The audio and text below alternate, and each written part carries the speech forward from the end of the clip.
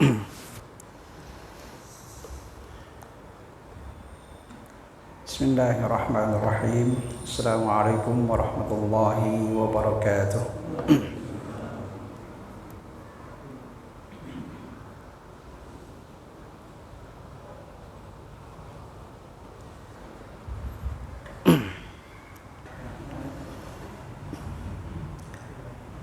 Alhamdulillahirabbil alamin. Wassalatu wassalamu ala asyrafil anbiya'i wal mursalin sayyidina wa habibina wa syafi'ina wa maulana Muhammadin wa ala alihi wa ashabihi ajma'in wa ba'du. Hadirat mukarramun, para asatidah, para hujjaj, bapak-bapak, saudara-saudara sekalian yang saya hormati, syukur alhamdulillah pada malam hari ini kita bisa hadir kembali untuk sama-sama kita melanjutkan pembacaan kitab Mukhtasar Minhajul Qasidin. Mudah-mudahan kehadiran kita ke majlis ini mendapatkan jalan pahala dari Allah Subhanahu wa taala. Amin ya rabbal alamin. Mari sama-sama kita awali, kita buka majlis kita ini dengan bermunajat kepada Allah Subhanahu wa taala. Mudah-mudahan apa yang menjadi hajat kita semuanya dimudahkan dan dikabulkan oleh Allah Subhanahu wa taala. Ya Rabbi bil Mustafa balligh maqasidana waghfir lana ma madha ya wasi'al karami. Ya Rabbi bil Mustafa balligh maqasidana waghfir lana ma madha ya wasi'al karami. Ya akramal khalqi ma liman aludhu bihi siwaka inda hululil hadithil amimi. Balligh maqasidana waghfir lana ma madha ya wasi'al karami. Ya akramal khalqi ma liman aludhu bihi siwaka inda hululil hadithil amimi. Ya Rabbi bil Mustafa balligh maqasidana waghfir lana ma madha ya wasi'al karami. Allahumma salli wa sallim wa barik alaihi. Selanjutnya mari sama-sama kita baca suratul Fatihah. Kita hadiahkan, kita kirimkan pahalanya untuk masing-masing orang-orang tua kita yang telah berpulang ke rahmatullah, untuk guru-guru kita, para masyayikh kita, para pendahulu Masjid Jami Miftaul Khair, mobil khusus guru kita Mukarram Kiai Haji Ahmad Dimyati bin Kiai Ilyas bin Sirin, orang tua kita Bapak Haji Muhammad Siddiq, para pengurus Masjid Jami Miftaul Khair yang lainnya. Kita doakan semuanya, mudah-mudahan Allah senantiasa mencurahkan rahmat dan maghfirahnya kepada mereka semuanya, mengangkat derajat di sisi Allah Subhanahu wa taala, menjadikan kubur mereka semuanya raudhah min riyadil jannah. Juga Al-Fatihah kita niatkan untuk saudara-saudara kita yang saat ini dalam keadaan sedang sehat, yang tertimpa musibah, ya, yang sakit, kita doakan mudah-mudahan Allah Subhanahu wa taala mengangkat penyakitnya, menyehatkan badannya untuk bisa beribadah kepada Allah Subhanahu wa taala. Juga untuk anak-anak kita, cucu kita doakan semuanya, mudah-mudahan mereka semuanya senantiasa mendapat curahan futuhal arifin dari Allah Subhanahu wa taala dalam belajarnya, dalam mereka menuntut ilmu, sehingga nantinya menjadi anak yang shalihin shalihat. Ala hadhihi niyyah wa kullu niyatin salihah wa ila hadratin Nabi Mustafa Rasulullah sallallahu alaihi wasallam. Al-Fatihah. A'udzu billahi minasyaitonir rajim. Bismillahirrahmanirrahim. Alhamdulillahi rabbil alamin arrahmanir rahim maliki yaumiddin. Iyyaka na'budu wa iyyaka nasta'in. Ihdinas siratal mustaqim. Siratal ladzina an'amta 'alaihim ghairil maghdubi 'alaihim waladdallin. Amin. Ya, malam ini menjadi yang terakhir ya untuk pengajian kita, sebelum nantinya malam Jumat kita akan mengadakan pembacaan ratib Syekh Muhammad bin Abdul Karim As-Samman sebagai penutup dari kegiatan pengajian. Kemudian selanjutnya kita memasuki bulan suci Ramadan. Ya.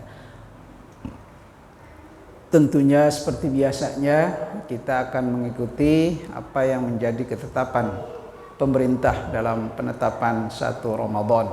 Ya. Malam ini akan kita lanjutkan yang kemarin sudah kita baca, faslun fi adabil faqir fi faqrihi. Ya. Bab tentang adab. Ya. Adab orang yang fakir dalam kefakirannya, ya.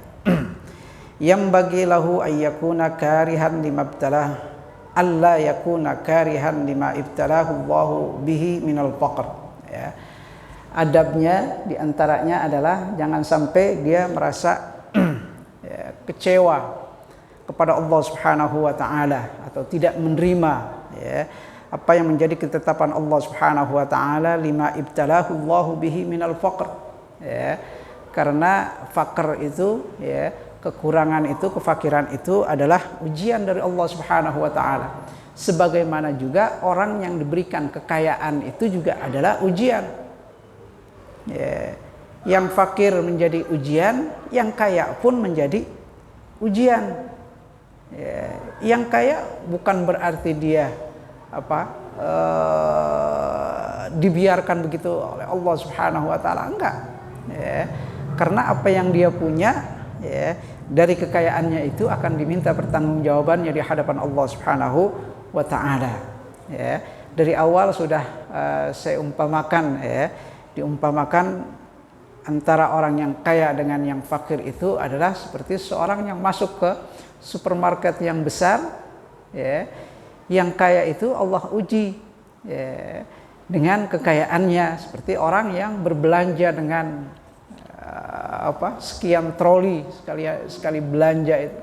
Tapi pada saat dia keluar, ya, ke kasir itu tentunya dia akan dihitung satu persatu apa yang diambil, apa yang ada dalam trolinya, ya. Sementara orang yang belanjanya cuma 1 ataupun 2 barang saja, tentunya dia tidak akan membutuhkan waktu lama untuk dihitung, ya, di kasirnya. Begitu juga perumpamaannya nanti di hadapan Allah Subhanahu wa taala.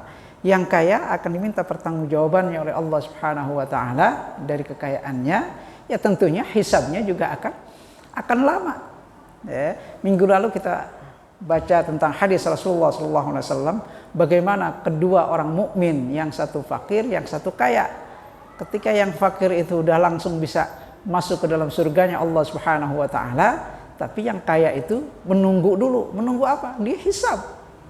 Ya, dihisab. Ya, dihitung, ya, dari kekayaannya itu untuk diminta pertanggungjawabannya di hadapan Allah Subhanahu wa taala. Maka kekayaan itu adalah ibtila. Kekayaan itu adalah ujian dari Allah Subhanahu wa taala, begitu juga kefakiran. Ya, itu adalah ujian, ya. Kalau yang kaya diuji, apakah dia mau bersyukur kepada Allah Subhanahu wa taala dan dia gunakan hartanya itu atau kekayaannya itu untuk beribadah kepada Allah Subhanahu wa taala seperti yang dilakukan oleh Nabi Sulaiman, seperti yang dikisahkan dalam Al-Qur'an, ketika dia mendapatkan kekayaan, ketika dia mendapatkan kerajaan yang kekuasaannya itu meliputi semua makhluk, ya, baik dari manusia ataupun binatang dan hewan, ya, semuanya itu dikatakan hadza min fadli rabbi ashkuru am akfur, ya, semua ini adalah karunia dari Allah Subhanahu wa taala. Apakah aku akan bersyukur atau aku malah kufur, ya. Begitu juga apa yang dicontohkan oleh sahabat Utsman bin Affan, dia diberikan kekayaan oleh Allah Subhanahu wa taala sebagai saudagar, ya. Dia sebagai seorang pengusaha, ya, seorang saudagar besar, ya, kekayaannya itu berlimpah, ya, berlimpah. Ada Abdurrahman ibnu Auf, begitu juga saudagar yang kaya, yang hartanya berlimpah, tapi kekayaannya itu digunakan untuk beribadah kepada Allah Subhanahu wa taala. Utsman itu, ya, dia hibahkan, dia hadiahkan, dia sedekahkan hartanya itu untuk membantu dakwah Rasulullah sallallahu alaihi wasallam. Nah, dari kekayaannya itu dapat kita buktikan sampai sekarang. Ya, Allah kasih contoh yang nyata dari apa yang dilakukan oleh Utsman bin Affan.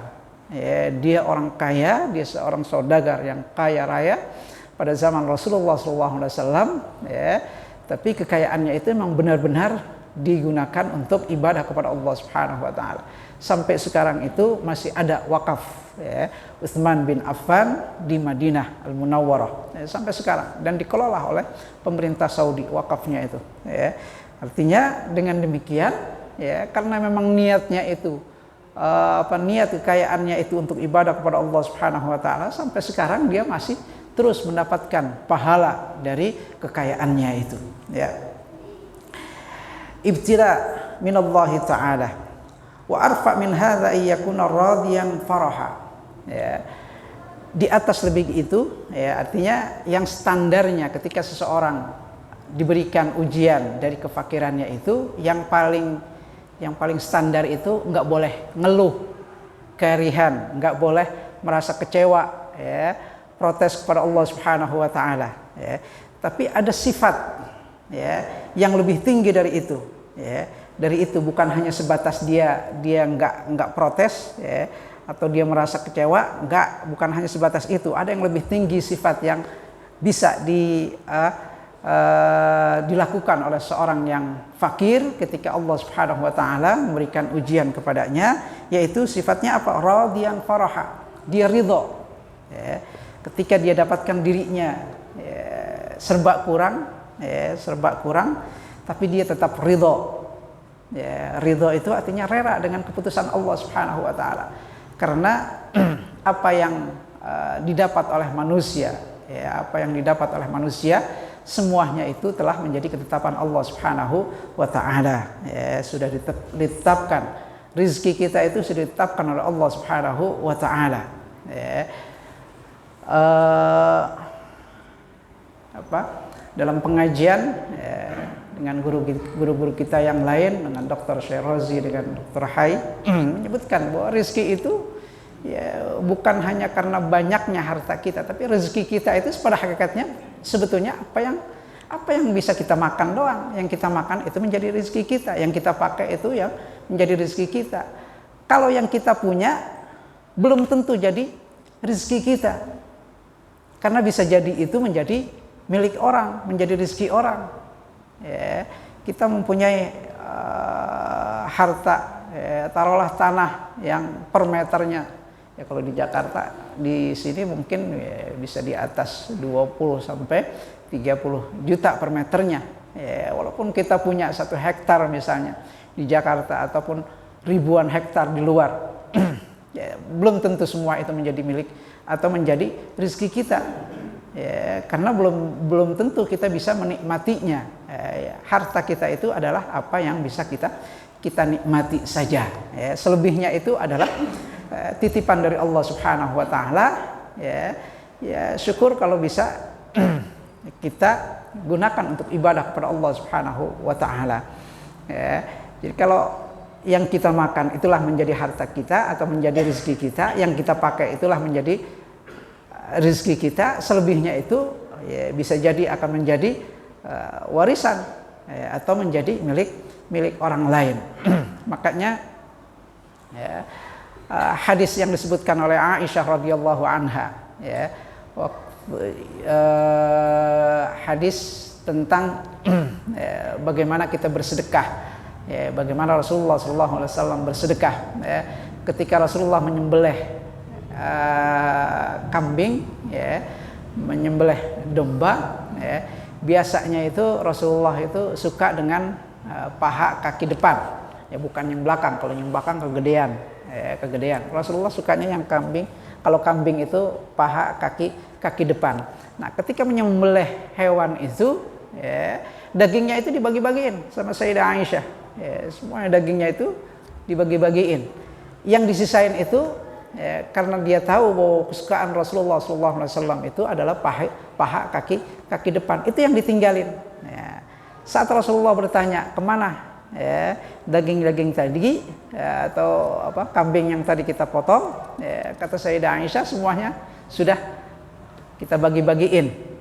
Yang saya sisahkan itu hanyalah paha kaki depan ini. Kata Rasulullah SAW, ya, yang dibagi-bagiin itulah menjadi harta kita, itulah menjadi rezeki kita. Kenapa? Karena itu yang nanti akan kita dapatkan pahalanya di sisi Allah Subhanahu wa taala. Ya, sementara yang kita makan itu, ya, yang kita makan yang kamu sisahkan dari paha depan itu, ya, tidak menjadi pahala. Ya, hanya menjadi makanan yang ujung-ujungnya nanti dibuang, ya, dibuang lewat pembuangan belakang, ya, seperti itu. Ya, itu menggambarkan bagaimana melihat, ya, satu makna dari kekayaan, ya, makna dari kekayaan. Seorang memiliki satu kekayaan itu, ya, mestinya melihatnya ke sana.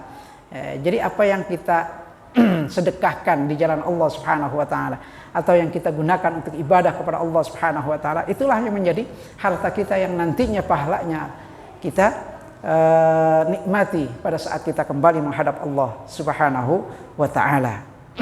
Ya, semestinya kita melihat, ya, makna dari harta dan kekayaan itu seperti itu, ya.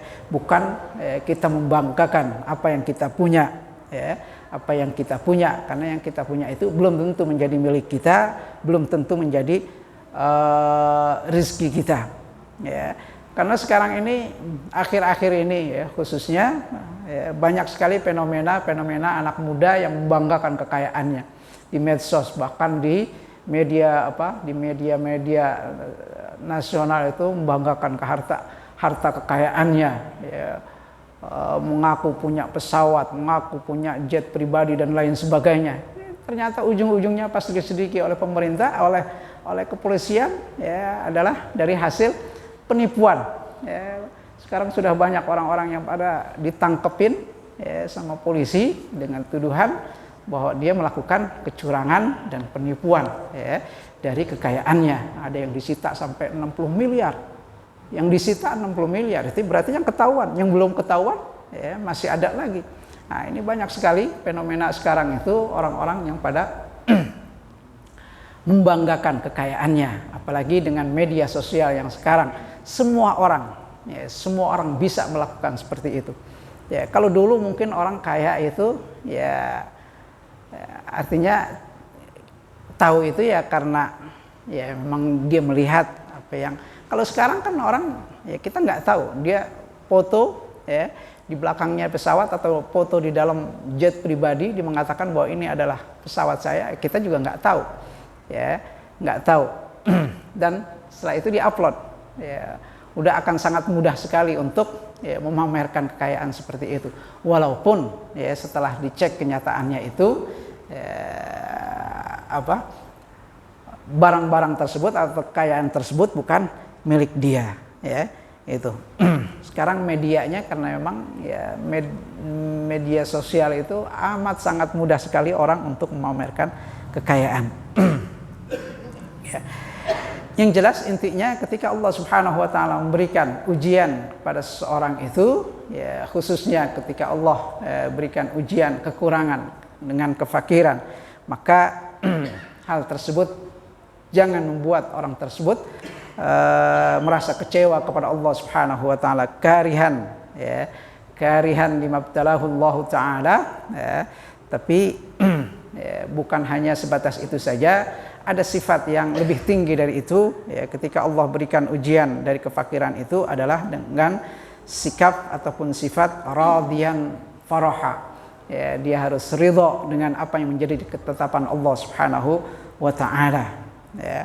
Wa yakunu mutawakkilan 'ala Allah Subhanahu wa taala, ya, kemudian dia bertawakal kepada Allah Subhanahu wa taala.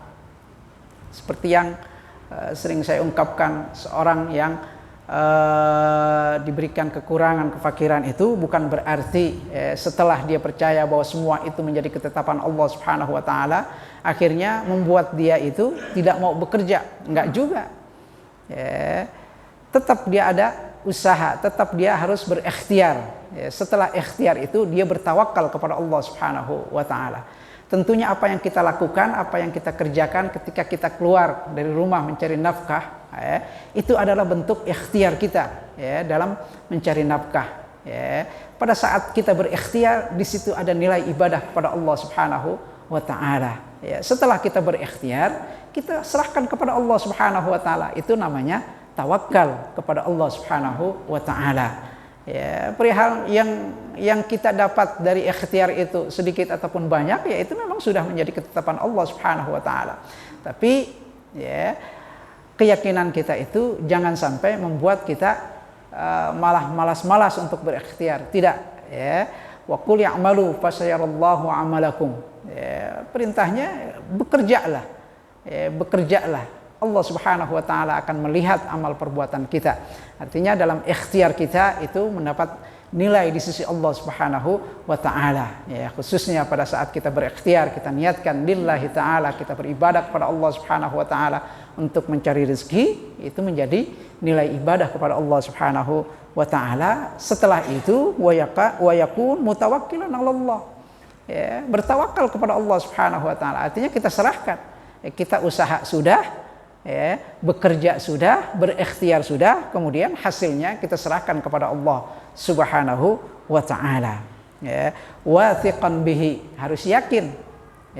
Yakin apa? Yakin bahwa rezeki itu adalah datangnya dari Allah Subhanahu wa taala. Kita yakin bahwa Allah Subhanahu wa taala sudah menetapkan rezeki untuk kita.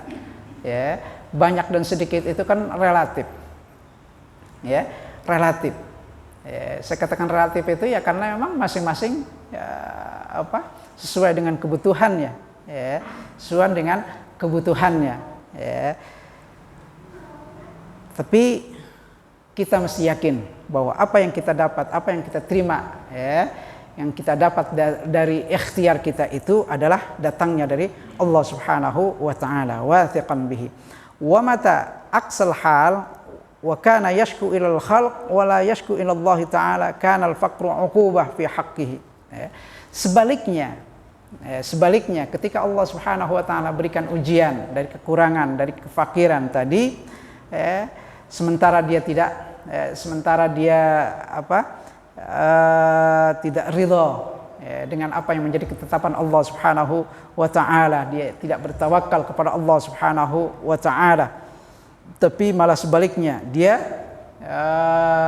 mengeluhkan kefakirannya itu kepada orang lain, ilal khalq maksudnya kepada manusia yang lain, kepada orang lain.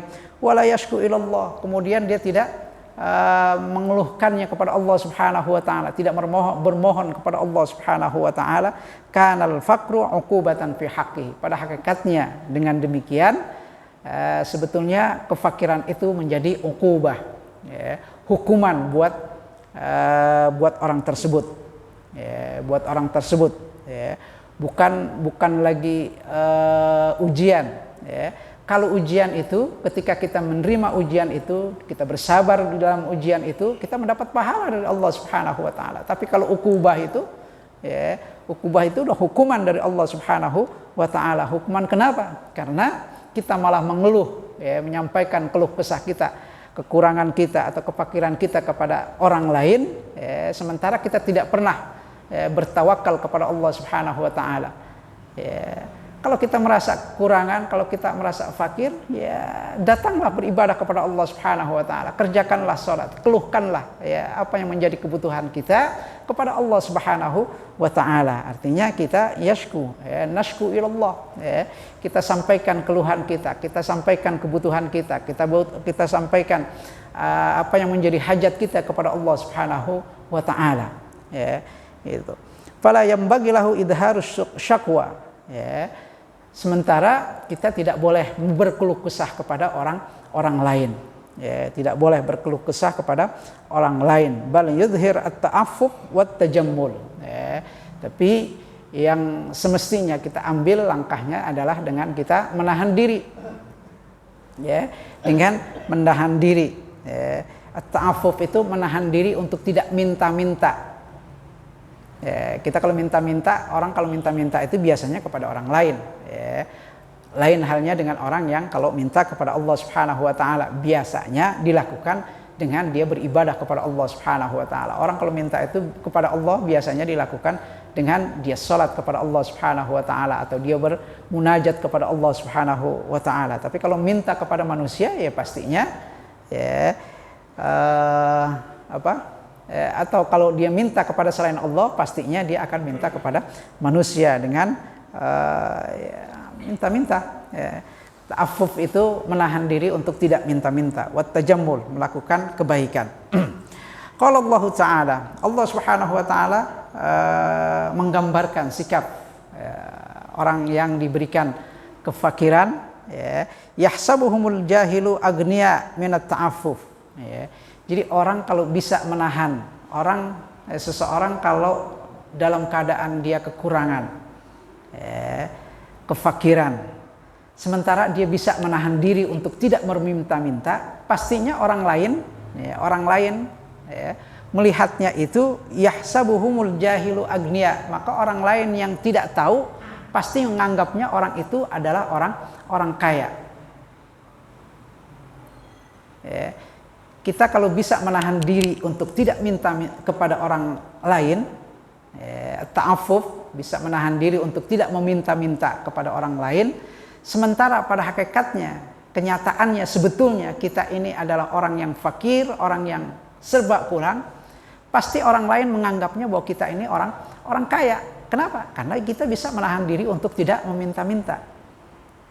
Kalau kita udah berani untuk meminta-minta kepada orang lain, ya pastinya orang akan menganggapnya dia orang miskin, dia orang fakir, orang yang kekurangan gitu. Makanya Allah Subhanahu wa taala dalam surat Al-Baqarah menyebutkan yahsabuhumul jahilu agniya minat ta'affuf, Orang-orang yang tidak tahu itu menganggapnya mereka itu orang kaya karena dia bisa menahan diri untuk tidak meminta-minta. Wa yanbaghi lil faqir ay yatawadha li ghaniyyin li ajli ghina'ihi. Kemudian sikap yang harus diambil adalah ketika seorang dalam keadaan kekurangan, fakiran, al-faqir, mesti dia harus menahan diri. Kemudian juga dia mesti harus yatawadha. Yatawadha itu sebetulnya bagus, rendah diri, tapi merendahkan diri di hadapan orang kaya itu nggak boleh. Walaupun dirinya itu fakir, walaupun dirinya itu orang yang tidak punya. Jangan merendahkan diri kita pada saat kita tidak punya ataupun kita fakir, kita merendahkan diri kita di hadapan orang kaya karena kekayaannya.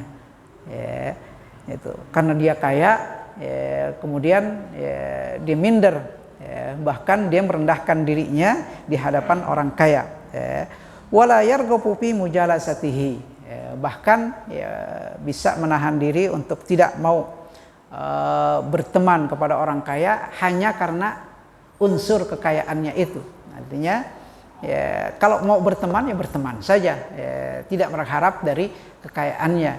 Karena terkadang ada juga orang yang mau berteman hanya kepada orang yang kaya saja, karena anggapannya kalau bertemannya sama orang kaya paling enggak kan kecipratan dengan kekayaannya. Kalau orangnya kalau orangnya baik hati, kalau orangnya pelit, tapi yang jelas intinya kita tidak boleh merendahkan diri kita hanya karena kekurangan kita di hadapan orang yang kaya. Wa yanbaghi lahu aidan alla yaftira 'anil ibadah bisababi faqrihi. Kemudian juga sikap selanjutnya yang harus dilakukan oleh seorang fakir itu, jangan sampai dia berhenti beribadah kepada Allah Subhanahu wa taala karena kefakirannya. Karena kefakirannya membuat dia enggak mau beribadah kepada Allah Subhanahu wa taala. Sebelumnya kita sebutkan bagaimana orang kaya karena kekayaannya dia sibuk sehingga dia tidak bisa meluangkan waktunya untuk beribadah kepada Allah Subhanahu wa taala karena sibuk mengurus hartanya. Nah, ini kan sebaliknya. Ketika orang diberikan ujian oleh Allah Subhanahu wa taala dengan kefakiran, jangan sampai kefakiran itu malah membuat dia tidak mau beribadah kepada Allah Subhanahu wa taala, ditinggalkan ibadah kepada Allah Subhanahu wa taala. Karena ini sikap ini sudah, istilah kalau bahasa kitanya, keterlaluan. Semestinya dengan kekurangannya itu malah membuat dia rajin beribadah kepada Allah Subhanahu wa taala. Untuk apa? Untuk minta kepada Allah Subhanahu wa taala agar dibukakan pintu rezekinya, dilapangkan pintu rezekinya, diluaskan pintu rezekinya. Malah jangan sebaliknya, dengan kekurangannya itu malah dia tidak mau beribadah kepada Allah Subhanahu wa taala. Wala yamna'u bidzalika ma faddalallahu anhu. Bahkan juga tidak boleh membuat dia itu harus bersikap pelit kepada orang lain dari apa yang dikaruniai oleh Allah Subhanahu wa taala, walaupun yang dikaruniai oleh Allah Subhanahu wa taala itu menjadi suatu hal yang pas-pasan. Fa idza kana fa inna dzalika juhdul muqil. Karena pada hakikatnya ketika orang diberikan ujian dengan kekurangan itu menjadi karunia sebetulnya dari Allah Subhanahu wa taala. Karena upaya seorang untuk memberi atau berbagi pada saat kekurangan itu pahalanya besar di sisi Allah Subhanahu wa taala. Seperti yang diriwayatkan dalam hadis dari Abu Dzar radhiyallahu taala anhu qala qultu ya Rasulullah ayyus sadaqah afdal. Ada riwayat hadis yang diriwayatkan oleh Abu Dzar Al-Ghifari radhiyallahu taala anhu berkata, qultu ya Rasulullah, dia bertanya kepada Rasulullah, wahai Rasulullah, ayyus sadaqah afdal. Sedekah yang bagaimana yang mulia di sisi Allah Subhanahu wa taala. Qala juhdun min muqillin ila faqirin fissir. Juhdun min muqil, maksudnya upaya orang yang hartanya pas-pasan, jadi untuk memberi untuk menutupi kebutuhan kesehariannya itu ada, dan ada lebihnya sedikit, ada lebihnya tapi sedikit. Itu namanya al-muqil. Juhdun min muqil, upaya orang yang hartanya pas-pasan, yang diberikan atau dia bagi ila faqirin fissir, yang dibagi kepada orang fakir, orang yang butuh, dalam keadaan sir itu nggak terus terang, sembunyi-sembunyi.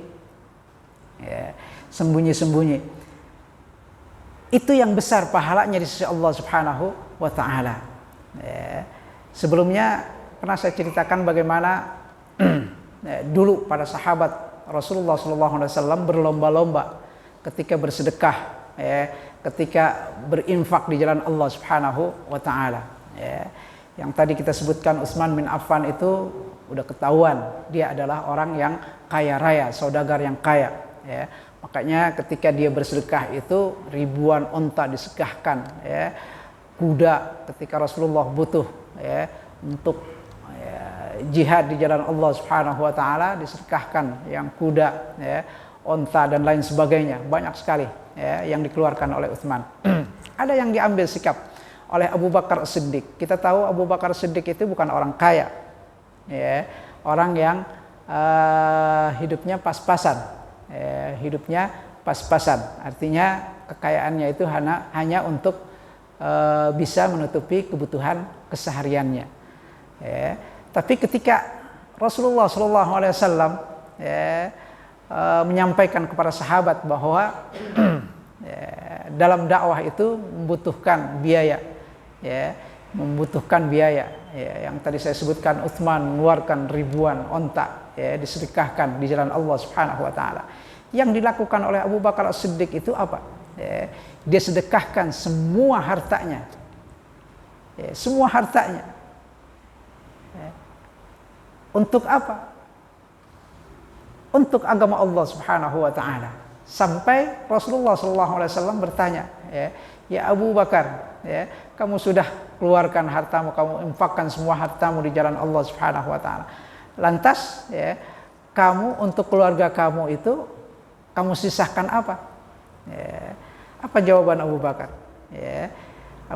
Abu Bakar itu menjawab bahwa aku tinggalkan mereka itu Allah dan Rasulnya. Artinya kekayaannya itu diserahkan untuk dakwah Rasulullah SAW, untuk keluarganya itu diserahkan kepada Allah Subhanahu Wa Taala. Itu karena saking yakinnya Abu Bakar kepada Allah Subhanahu Wa Taala, saking bertawakalnya. Tapi bukan berarti saat itu Abu Bakar nggak mau bekerja dan lain sebagainya, enggak, tetap bekerja. Tapi dia yakin bahwa rezeki itu sudah ada yang ngatur. Kan pernah setelah Rasulullah meninggal, kemudian Abu Bakar itu menjadi khalifah. Di awal-awal kekhalifahannya itu Abu Bakar minta waktu disisihkan, waktu untuk dia untuk bisa berjualan. Kenapa? Karena saya perlu nafkah untuk anak dan istri saya. Sampai akhirnya diputuskan bahwa Abu Bakar itu mendapatkan insentif. Kalau sekarang mungkin gaji, dapat insentif. Supaya apa? Supaya Abu Bakar itu fokus untuk mengurus umat. Padahal saat itu dia menjadi presiden. Artinya menjadi khalifah. Khalifah itu kan presiden. Khalifah itu kan presiden. Pada awal-awalnya dia masih tetap bekerja. Dia masih tetap berjualan. Untuk apa? Untuk mencari nafkah, menghidupkan anak dan istrinya.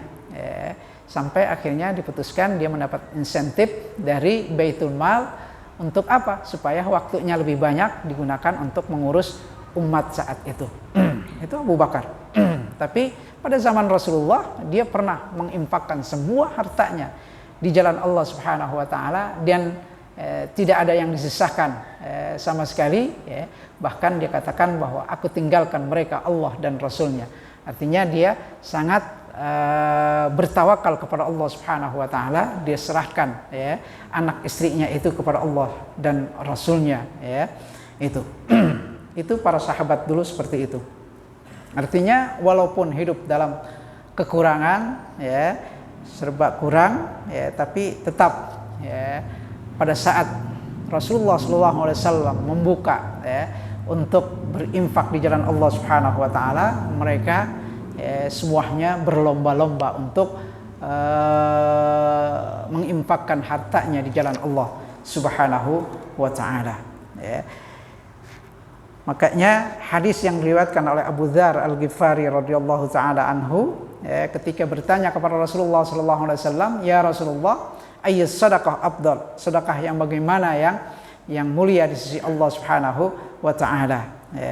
Kata Rasulullah sallallahu alaihi wasallam, "Juhdun min muqillin ila faqirin fisir." Yaitu orang yang hidupnya serba pas-pasan tapi dia mau berbagi kepada orang lain, kepada orang fakir, dalam keadaan sembunyi-sembunyi, fisir, nggak pakai diumumin, ngasih sumbangan karpet, karpet, fotonya banyak banget diupload di medsos, kemudian setelah itu ada pemilihan, yang pemilihan kepala desa lah, kalah, karpetnya diminta lagi. Nah, tapi bersedekah yang baik itu adalah bersedekah fisir. Fisir itu artinya dalam sembunyi-sembunyi, dalam sembunyi-sembunyi. Sudah Isya ya, sudah Isya. Kita cukupkan karena selanjutnya adalah judul baru. Malam ini malam terakhir, jadi nantinya akan kita lanjutkan setelah Idul Fitri nanti, setelah Lebaran. Malam Jumat yang akan datang ya, kita akan mengadakan pembacaan ratib Syekh Muhammad bin Abdul Karim As-Samman. Acaranya habis Isya, ya, biasanya habis Isya sampai selesai. Tentunya melalui forum ini kami mengundang jamaah untuk bisa hadir dalam acara pembacaan ratib Syekh Muhammad bin Abdul Karim As-Samman yang memang kegiatan ini sudah rutin kita adakan setiap tahun di Jumat terakhir. Cuman untuk tahun ini berhubung kemungkinan puasanya kita ya kemungkinan sih hari Ahad, ya, hari Ahad.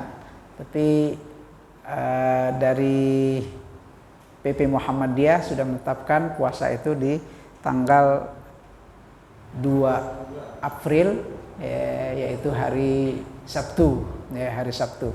Ya, tentunya ya pemerintah bisa saja hari Sabtu, bisa jadi hari Minggunya, hari Ahadnya. Tapi kalau menurut takwim, menurut almanak itu hari Ahadnya, ya, tanggal 3. Ya, kita tunggu karena nantinya hari Jumat yang akan datang itu ada sidang isbat, biasanya tanggal 29 Sya'ban, ya, itu diadakan sidang isbat apakah disempurnakan menjadi 30 bulan Sya'ban atau 29. Ya, kalau 29 ya berarti hari Sabtu, ya, hari Sabtu tanggal 2 April. Tapi kalau disempurnakan 30 berarti ya, hari Ahadnya kita mulai puasa. Kita akan tunggu apa yang menjadi keputusan dari pemerintah, ya, untuk puasa. Nah, nanti di bulan puasa untuk pelaksanaan sholat taraweh, sebelumnya kita mendapat arahan dari guru kita Kiai Dr. Muhammad Syarazi untuk bisa menghadirkan imam besar, imam rawatib, ya, di Masjid Al-Azhar yang sekarang beliau mendapat tugas untuk mengajar di sekolah Azhari, Syekh Muhammad Salim. Ternyata di masjid ini kita hanya kebagian sekali doang. Tadinya saya minta sudah saya susun jadwalnya itu seminggu sekali gitu, seminggu sekali. Ternyata kita hanya dapat sekali doang, ya, sekali saja. Nggak tahu di situ ditulisnya apa hari keempat atau malam keempat. Yang jelas dapat jatahnya itu. Selebihnya dia memang udah terikat dengan imam di beberapa masjid, diantaranya di Istiqlal sekali, di Sunda Kelapa saya lihat ada, di beberapa masjid lain itu ya, sudah, dan itu pun sekali-sekali doang, ya, sekali-sekali saja. Kecuali ada 3 malam berturut-turut itu di pesantren tahfidz Syekh Ahmad Al-Masri, ya, kalau nggak salah di situ 3 malam berturut-turut. Ya. Jadi kemungkinan kita hanya dapat sekali. Sementara untuk Syekh Hasan Toha, ya, kita jadwalkan, insya Allah beliau akan kita kasih kesempatan untuk bisa mengimami salat tarawih itu setiap malam Senin, insya Allah, ya, seminggu sekali, ya, seperti tahun yang lalu. Ya, sebagai informasi ini saja, ya, saya mohon maaf atas segala kekurangan yang ada. Ya, mudah-mudahan setelah Idul Fitri nanti kita bisa melanjutkan kembali majelis kita untuk teruskan membaca kitab Mukhtasar Minhajul Qasidin, dan mudah-mudahan apa yang kita baca ya, malam ini dan malam-malam sebelumnya semuanya menjadi ilmu yang bermanfaat untuk kita semuanya. Amin ya rabbal alamin. Ya arhamar rahimin, ya arhamar rahimin, ya arhamar rahimin, farij 'alal muslimin, ya arhamar rahimin, ya arhamar rahimin, ya arhamar rahimin, farij 'alal muslimin. Wa'fu anna ya Allah, wa'fu anna ya Karim, wa'fu anna ya Rahim, rahmatika ya arhamar rahimin. Allahumma ja'al jam'ana hadha jam'an mubarakan waj'al tafarruqana min بعده تفرقا معصوما اللهم نور قلوبنا بنور هدايتك كما نورت الأرض بنور شمسك وقمرك أبدا أبدا اللهم انفعنا بما علمتنا وعلمنا علوما تنفعنا في الدين والدنيا والآخرة اللهم اجعلنا ممن يستمعون القول فيتبعون أحسنه ربنا آتنا في الدنيا حسنة وفي الآخرة حسنة وقنا عذاب النار وصلى الله على سيدنا محمد النبي الأمي وعلى آله وصحبه وسلم سبحان ربك رب العزة عما يصفون وسلام على المرسلين والحمد لله رب العالمين والعفو منكم السلام عليكم ورحمة الله وبركاته.